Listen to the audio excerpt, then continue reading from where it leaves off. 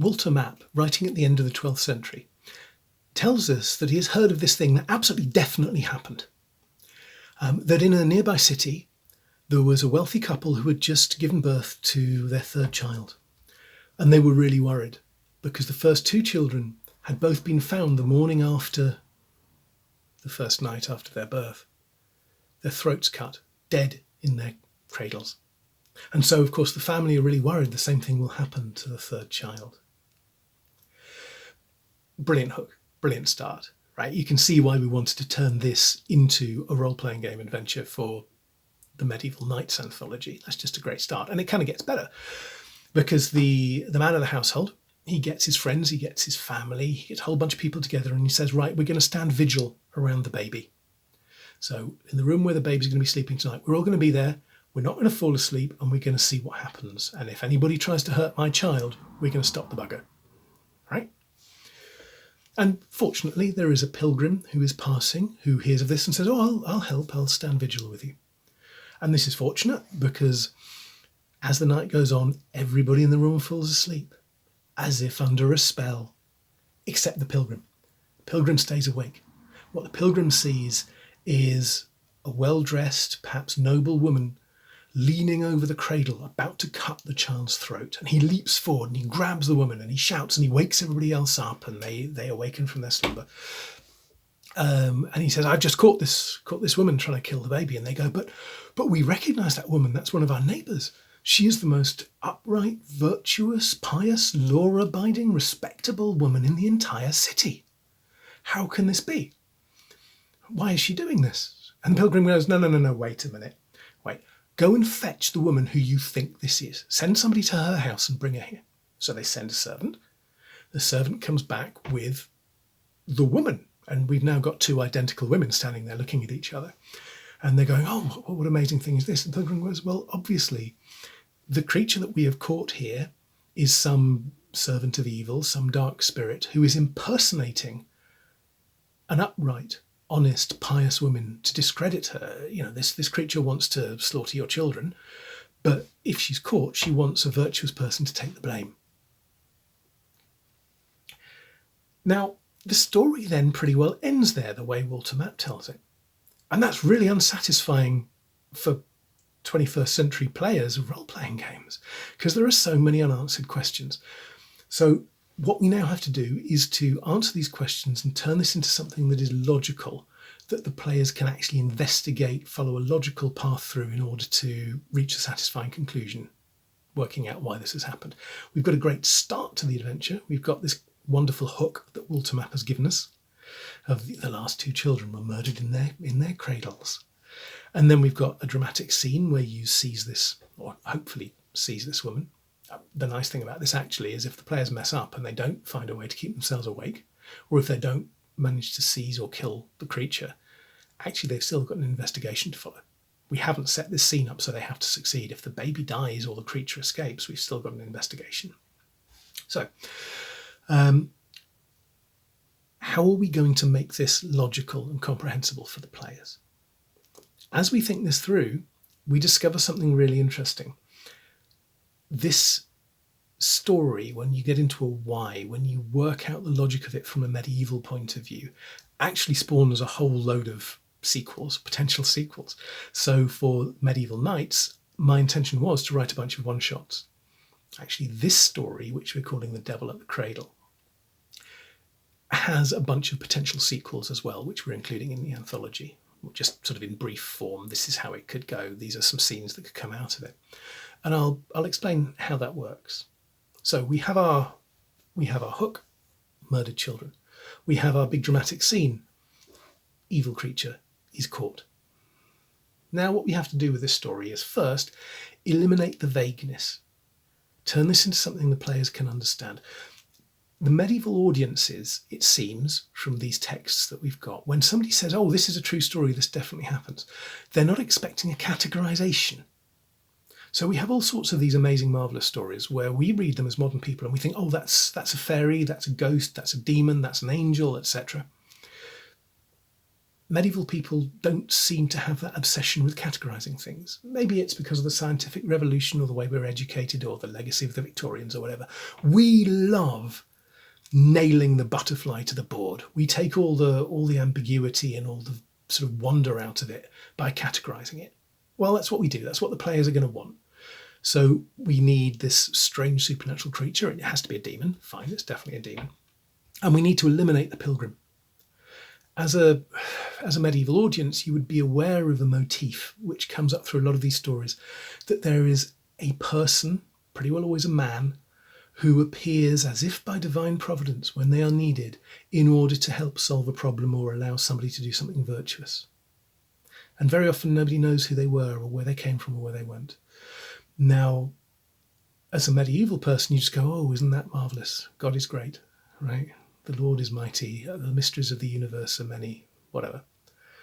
As a modern person, you go, now hang on, is this actually a pilgrim? Did the pilgrim have a vision from God that told them to go here? Is the pilgrim actually an angel? No, get rid of the pilgrim. The player characters are going to be in that position. The player characters are the ones who need to find a way to stay awake, or not, as the case may be. And they're then going to go on and investigate it. So great. We take this vague thing about there's some sort of pilgrim and there's some sort of dark spirit. And we go, it's the player characters and a demon. Great. Now we have to build a why. Now we have to explain why in this society somebody has caused this creature to appear. Why in all the cities, in all of Christendom and all of Western Europe, why has this creature turned up here, now, in this household to kill this baby? The players will want to know, and we have to be able to let them know because they have to investigate the mystery. We can't just go, oh, it's a marvel, which is what the medieval audience would have done. So the players need to dig into this. Now, our high fantasy obvious way of doing this is there is a wicked sorcerer, there's an evil sorcerer who is the enemy of this wealthy couple, and they're sending their minion to destroy the family because they want the couple to do something for them, or they want to blackmail them and they want money, or they're just generally trying to mess with the family, and this is part of a bigger plot. Evil villain twiddles moustache, is sending evil minions. Fine. If we try and situate this in a logical medieval world, rather than just throwing a bunch of high fantasy cliches at it, things get more interesting. What is it about this family that means that somebody might want harm in this way? And how they're acting, whoever this person is, whatever their motivation is, this seems disproportionate. If this wealthy couple have pissed somebody off, then slaughtering all their children is definitely over the top. And why try and impersonate this pious woman from somewhere else in the city? So what we did for Medieval Knights was we fleshed out the family. Who are the family? What are the tensions within the family? And then what can somebody have done to have triggered this, perhaps unknowingly? Because that creates a more interesting villain than I'm an evil sorcerer and I'm sending my minions because I'm evil. Mwahahaha. Right? Here's somebody who's got a grudge. She's pissed off. She's actually got quite good reason to be annoyed with the family, and even better, it's a reason that the players will immediately empathise with. They'll bring their modern morality to bear and decide actually she's terribly hard done by and everyone's being unreasonable to her, which means they're likely out of character to want to defend the villain. If they're role-playing, their characters in character will not want to defend the villain. This is fantastic. We're messing with our players. We've got a tension between their assumptions and their own characters' assumptions. How do the players view the world? How do they get into this role-playing? You know, this is great. We've now got a character who makes sense, who's got their own motive. But how does bickering within a family and somebody feeling aggrieved lead to 3 dead children and an impersonation by some evil demon? That's extreme. Now, again, we don't look for high fantasy answers. We look at the Middle Ages. By the end of the Middle Ages, and these things didn't really exist in the early Middle Ages, but they grew through the High Middle Ages. So by the end of the Middle Ages, you've got a whole bunch of what we would now call magical grimoires. And so, for example, this is a modern replica, right? This isn't an authentic original medieval text, but this is a copy of the Sworn Book of Honorius. And it's exactly what you expect. It's got weird symbols and lots of text, and it's full of secret names. You kind of open a page at random, and in them writeth the 100 names of God, and these are the names of God, Agle, Monhon, whatever, right? And it's just these random syllables which are not found in conventional Christian thought. And again, we're in the realms of ambiguity, but it's an ambiguity we can use. What are these books? Because if I look at the Swan Book of Honorius, what it's giving me is not spells, it's giving me prayers. Everything in here says it's a prayer. It talks about angels, it talks about God. But what the Swan Book of Honorius is doing is it's telling me that if I do these special secret things, if I know these special secret names and I do these rituals, then I can get spiritual purity, spiritual power. I can get a vision of God and the celestial realms. And looking at all these magical books, they're offering different things, but they're all shortcuts. They're cheats. You will find magical texts from the Middle Ages which tell you if you want to find a thing you've lost, do this. If you want to find buried treasure, do this. If you want to know your enemy's secrets, do this. If you want a woman to sleep with you, yes, they're all aimed at men, do this, right? We know this from the 21st century. We see this every day on social media. The 3 tricks to do X. If you want to succeed at A, you must do B. This is the secret they don't want you to know. You can have this amazing bodybuilder's body if you follow my program, buy my diet, buy my self-help book, blah, blah, blah, shortcuts, cheat codes to the universe, right? We get scammed by people on the internet, or people on the internet try and scam us with their diets and their bodybuilding regimes and their pickup artistry and all the rest of this garbage. Right? In the Middle Ages, it wasn't people selling you rubbish on the internet. If you were educated and you could read and you had access to books, it was people with books that offered you the cheat codes to the universe. Right? And these books are dodgy. Everybody knows they're dodgy. You're not supposed to be reading them because you can't trust them. By the end of the Middle Ages, we've kind of got this idea has taken hold that all power comes from God or the devil. And the Protestant Reformation was really big on this, right? But through most of the Middle Ages, everyone's just happy with, it's all a bit ambiguous. We're not really sure where the power's coming from. There might be some dogmatic people who are saying, oh, this is definitely all the work of the devil. There's going to be a bunch of other people saying, no, it's just rubbish. But most people are going, well, maybe it does do something and we don't really know where the power comes from and we're probably not that worried about it. But we all know it's kind of a bit dodgy.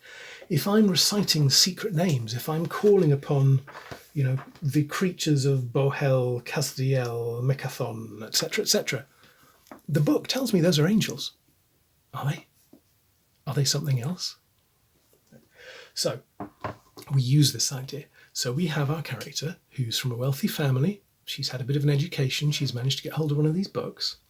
And she has found a prayer which says, if you do not want a couple to have heirs, recite this prayer. Invoke these secret names.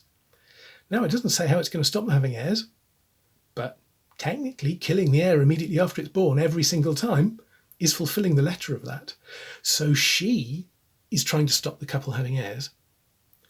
The creature she summoned is going above and beyond, totally off the rails, has got their own agenda. And now this makes for a more fun villain again, because however much the players are empathizing with her, she has caused this thing to happen, but she didn't ever mean this to happen. So we've now got a much more interesting what's going on here plot than if we just go evil sorcerer. As we think this through, the other thing that occurs is this really needs sequels. Okay. When I started writing this, I thought, oh, it'll be a self-contained one-shot. That's what I'm writing for the Medieval Knights anthology, right? But the players are going to want to know when they find the book at the end and they defeat the creature and then that allows them to destroy the book. They're going to want to know, where did this come from? Who gave you this? Where did he get it from? Your local parish priest should not be having this. Why did he entrust it to you in the first place? Okay, there's a story there. But where did he get it from? And so with this story, The Devil at the Cradle, we then have some potential sequels, which we've written up and included. So as well as the main one-shot, there's then, slightly in abbreviated form, a bunch of follow-on sort of scenes, a conspiracy, a possible climax to that sequel. So as well as making sense of the original story from Walter Map. As we dig into this and we make the whole thing logical and human and have a nice human character with motives you can empathise with, and then we understand where the creature has come from, we understand that there's a book like this that's been involved in summoning it. That then gives us a sequel as well, which all grows out of this medieval material.